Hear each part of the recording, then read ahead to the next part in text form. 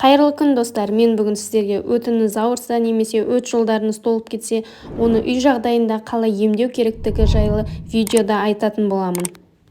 Бірінші дәрілік қоспамызға бізге редька керек болады және де бал қажет болады. Редьканы видеодағыдай етіп ішін домалақ қылып алып тастайсыз. Сол домалақтың ішіне балды толтыратын боласыз.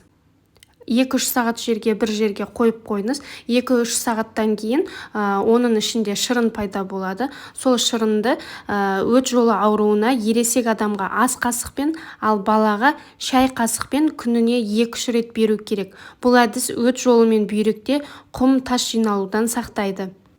Екінші әдісіміз, 1 стақан сәл жылытылған минерал суына 1 ас қасық балды қосасыз. Оны аш қарынға ішіп, 1,5-2 сағаттай қырынан жатып, бауырға жылы грелканы бассаңыз, бұл әдіс бауырда жиналып қалған өттің асқазанға қарай ағып өтіп, бауырдың жеңілдеуіне әсерін береді.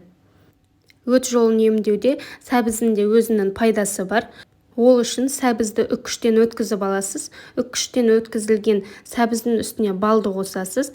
Және де біраз уақыт бір жерге қойып қойыңыз. Әбден еріп, сәбіздің шырыны шығады.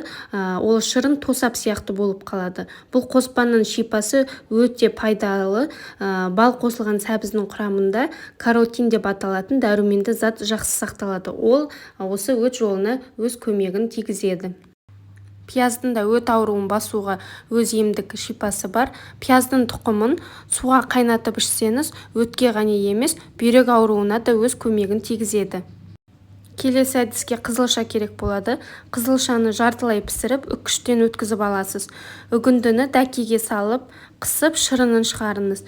Осы шырынғыды күнде тамақ жер алдында қабылдасаңыз, өт ауруларын басады. Егер менің видеом сізге пайдалы болса, онда лайк басып комментарий жазуды ұмытпаңыз.